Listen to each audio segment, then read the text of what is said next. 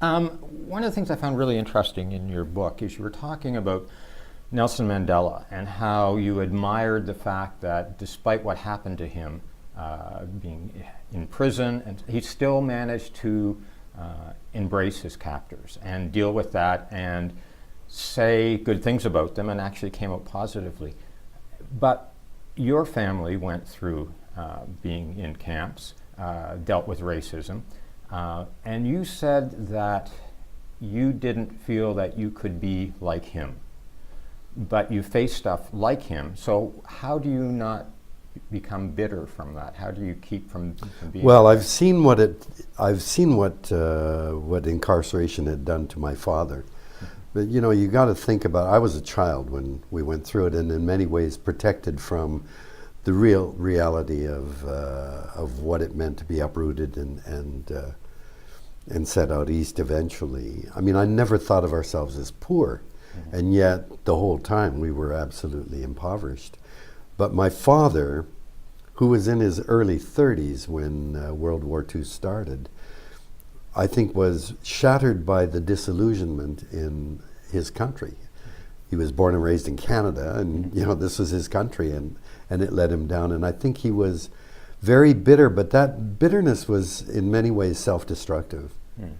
You know, it ate away at him, and I think in many ways prevented him from really wanting to make a commitment to do something for his country or in his country. I mean, he's a wonderful man, but I think that it really hurt him in a profound way.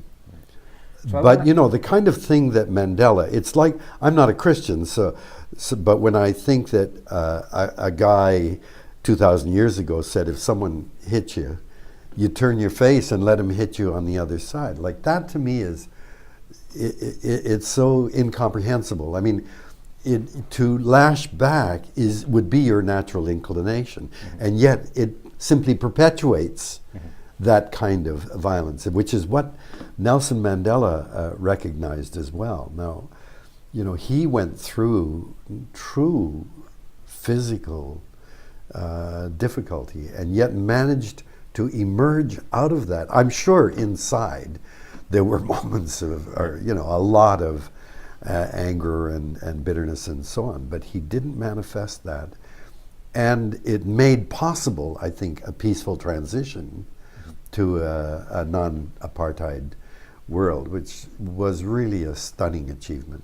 Right. I don't think I could do it. I think it was superhuman, and in many ways it sets a bar that is so high. There aren't many people that could live up to that.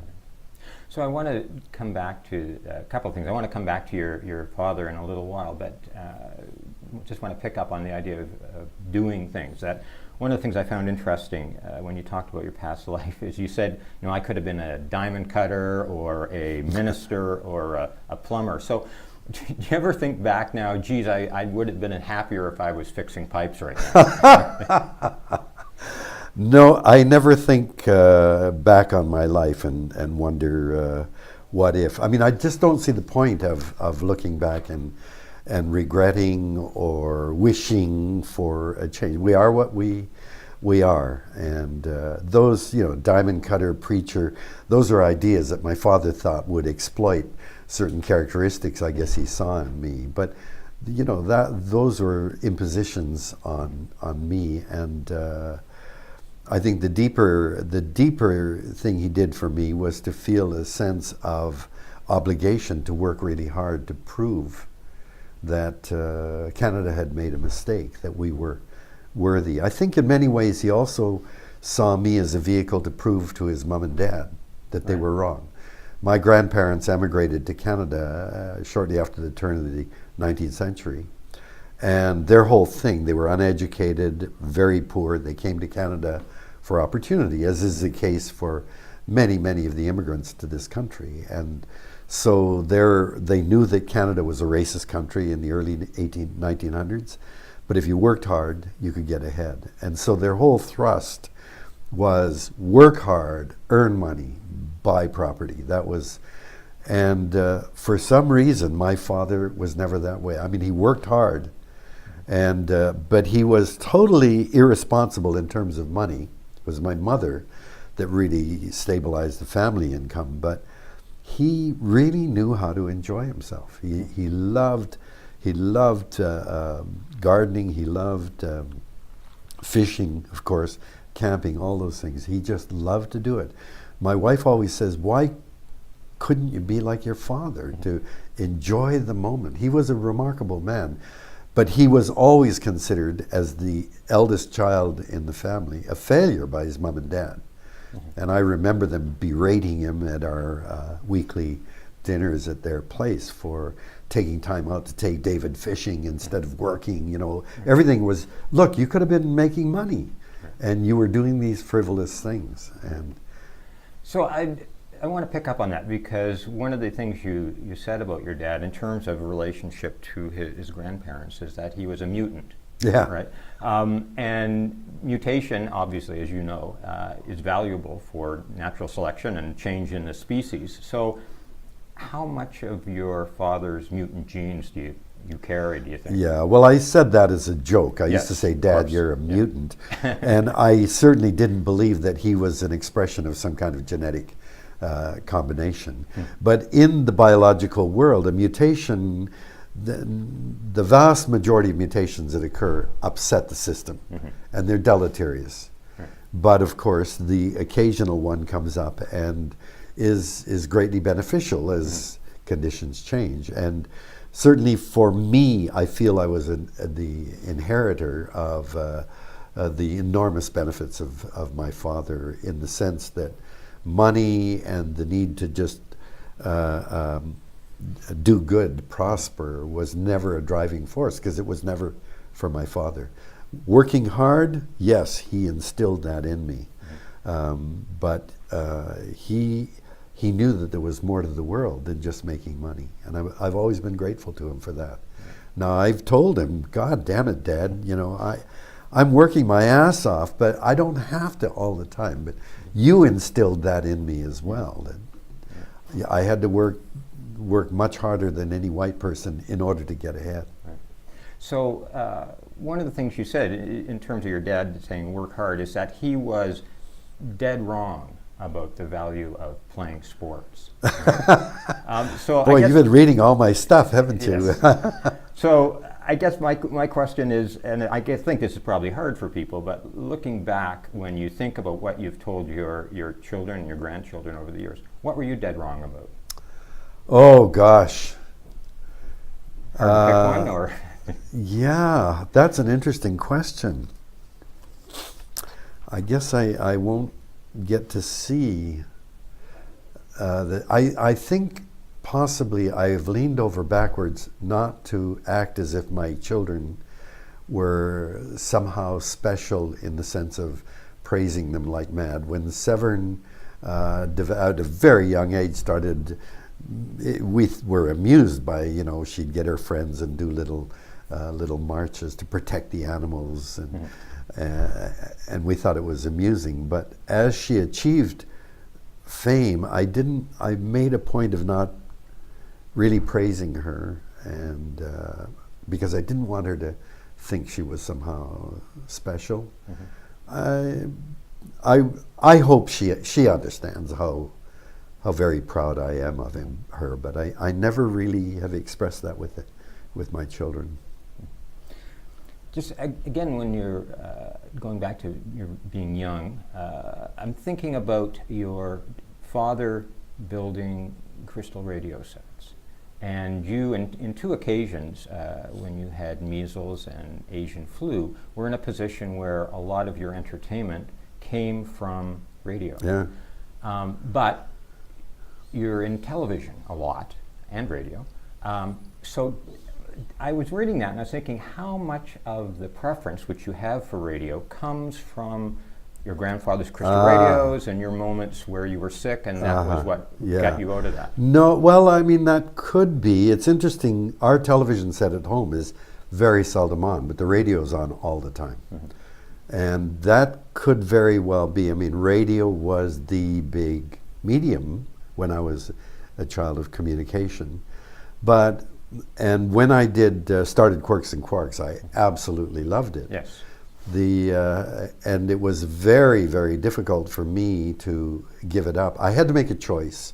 Am I going to really stay doing Quirks and Quarks, or was I going to spend full time on the nature of things? Because it had expanded from a half hour to a 1 hour show, and I was going to be the center of the series. And the only reason I chose the nature of things and gave up Quirks and Quarks was it had a bigger audience. Right. The irony, of course, is that today I think Quirks and Quarks gets a bigger audience than the nature of things, because the television audience has just been fragmented so much, and kids now are not watching television nearly as much. I don't know if they're listening to radio. Certainly I see them plugged into their earbuds all the time, but I suspect it's music. Quite dismissive of that. Yeah. I think the idea that we're ultimately social animals, and yet our technology enables us to shroud ourselves in a cocoon of our own electronic devices. So when I see people walking around with earbuds in, or as I was looking in the subway the other day, half of the people in the subway were engaged with their cell phones. The message is clearly, don't bother me. I'm in my world and I don't need you. So I think it's unfortunate. But if you look back to, say, the 1950s and photographs of people on commuter trains, commuter buses, they had newspapers in front of their faces, right? Oh, that's an interesting point. Yeah. So, and I guess, because you are concerned about how kids are using cell phones and stuff, but for them, Facebook, Snapchat, Twitter, are their way of getting information, misinformation or not, the same way radio and television are for you. Yeah, it's true. The problem that I see, I'm a big fan of Avaz, which is they send in information, and there's torture going on in this country, and they give you lots of good information, and then I'm able to submit my name and vote and become part of millions of people objecting, which is an amazing thing. They can do that in 24 hours. Trump just got elected. Let's show him that there are a lot of us out there that don't support him, and boom, you've got 6 million people saying, Trump, we want you to know. That's very impressive, but it's so easy to just read down the information and push a button. And I wonder, is that what movements are about, social change is about? The most superficial, easy thing we can do? Slacktivism. I'd never heard that, but that's a good term. It's that we are filled with so much information flooding us that we don't have time to do more than just read a little bit and push a button. And somehow I just can't believe that is where profound change comes. And I guess one of the problems too, and it's certainly coming up with the recent U.S. election, is that in social media there's a ton of fake news and a ton of fake science, pseudoscience that's propagated, right? Yeah. Well, I mean, the really distressing part of the election and the whole campaign is that facts no longer matter.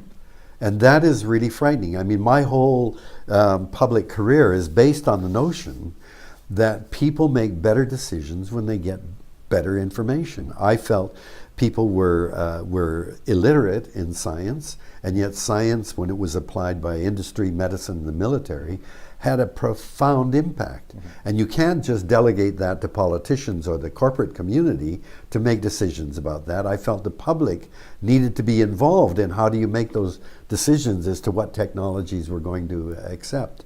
And so I felt in order to do that, they needed information. That's been the whole thrust of my career, has been try to provide the most credible, sound information that people can get so that they will make better decisions. Now, clearly, that's all out the window. And the chair of the David Suzuki Foundation, a man named Jim Hogan, who owns a PR company, wrote a book recently that's a bestseller. I'm right and you're stupid. That's the title of his book. Right. And it looks at what is it that influences us to make decisions, to come to conclusions. And it's clear it's not about truth. Right. or information. The fact is the brain, through our experiences, our gender, our religion, our socioeconomic class, our ethnic identity, all of those things shape the brain, which is a gigantic editing machine. The brain receives impulses from all our senses, but that edits it to fit and make sense within the worldview that the brain has been programmed to see the world through. And the paradigms. And yeah, and boy, oh boy, to shift that is really very, very difficult. And that's why I've been saying for a number of years now, the environmental movement failed fundamentally. I mean, there were enormous successes in the first 20 years from after Rachel Carson published Silent Spring. But many of the battles that we fought back in the 60s and 70s, which we won, we thought, stopping dams, stopping oil supertankers along the coast, stopping drilling plans in the ocean, those have all come back exactly the same way today, 35 years later. So we didn't change the paradigm. We're still looking at the world the same way that drove us to be destructive in the first place. And I guess somebody like George Lakoff would argue that you missed the frame, Yeah. right? That the frame isn't, Exactly. you don't own it. Exactly. One of the things I wanted to talk about too was we talked about fact and science, and we have Trump in the U.S. now appointing Myron Ebel, who was a climate change denier, to help through the changes to the EPA, right? So there's a great example of facts don't matter, Yeah. right? Yeah. I think the shocking thing about the election was that all 17 candidates for the Republican nomination, every one of them was a climate denier. And the guy that won says climate change is a hoax perpetrated by the Chinese. Right. So, and yet he says, but I'm willing to be convinced if I see the data. Right. Like, what the hell is going on? Like, it's just, we really are in a Looney Tunes world. Nothing makes sense anymore. Right. So Well, if you look at the people he's appointing, though, it's clear. The agenda that he's on becomes clear. The fact that he has appointed a man now who's from the extreme alt-right movement, this to me says that racism, sexism, those things are going to be deeply embedded in this administration. So that brings me to the South American story you talked about with the hummingbird carrying a single drop of water into a forest fire and saying, hey, you know, I'm doing the best I can. And you identified with that hummingbird. But the corollary of that is the forest fire kept raging, right? So I guess, you know, fundamentally, as I read your latest book, I really felt a sense of doom, not hope. You know, I was feeling, especially now with the election in the U.S., I just thought, as you said, all of the battles are coming back. Ecocide is very possible. We're going on a very, very destructive path that scientists have been warning about for 40 years now. We haven't really turned from the path that we're on because it requires a fundamental paradigm shift, and that ain't easy. But the hummingbird story to me is an inspiration. Because, you know, yes, the hummingbird's drop of water in its beak was insignificant. But what if all the bears in the woods said, hey, if we go and pee on that fire, if all of the deer and all of the rabbits and all of the foxes and everybody began to join in, they could put that fire out. So that to me is the hope. We've got to each do the best we can. And to me, that story liberated me from the conceit that I was so important, like I had to go and that had to be my problem. If I don't do this, all hell's gonna break loose. When I realized and looked in the mirror one night and said, who the hell do you think you are? You know, you're one person. There's 7 billion of us now. You're a drop in the bucket, but you could fill any bucket if there are enough drops. So you just do the best you can. So do you still believe that? I mean, given all of the subprime mortgage disasters and no response to that puts anybody in jail, what's happening with the tar sands, what's happening with climate change denying, are you still optimistic that you and other people like you I'm not an optimist or a pessimist. Optimists believe good things will happen. Pessimists say bad things are going to happen. Look, I'm enough of a realist to see where all the curves are going. Clive Hamilton, an eco-philosopher from Australia, wrote a book, Requiem for a Species. We're the species the Requiem is for. I've read that thing from cover to cover. There's nothing I disagree with, except that he concludes in the end it's too late. There's nothing we can do. And a number of my colleagues are now saying that. Eminent scientists, Sir Martin Rees, James Lovelock, Guy McPherson, they're all saying it's too late. We've passed too many tipping points. To them, to all of them, I say thank you for the urgency of your message. We're in a mess. But if you're going to say it's too late, please don't say that. Go the hell away. Shut up and go away. What's the point? I mean, if you're going to fight to the end, we need that sense of urgency. But to say it's too late is it. Guy McPherson is a retired ecologist from the States. He talks about the methane gun. Methane is 20 to 80 times more potent a greenhouse gas than carbon dioxide. Large deposits of methane in the Arctic, in the ocean. And as the water warms, just a little bit of warming, and those clathrates of methane melt, and you're now seeing in Siberia that bubbles are coming up, and you can light them because it's methane coming up. He says that we're getting to a point when you're going to get a massive release of methane, and that's going to be the gun that will suddenly cause catastrophic climate change. And when I read the book, or his speech, I couldn't move for a week. I just felt, what the hell? What's the point? To say it's too late, it doesn't do any good for anybody, because we're going to fight to the end. And I think you have to give people a constant sense of hope. That's all we have. And my hope is not just a Pollyanna-ish, oh, well, I hope things will happen. It's based on the fact that I know we don't know enough to say it's too late. And I use a concrete example of that. In the most valued species of salmon is a sockeye salmon. It's got this bright red flesh that's very fatty. We all love sockeye.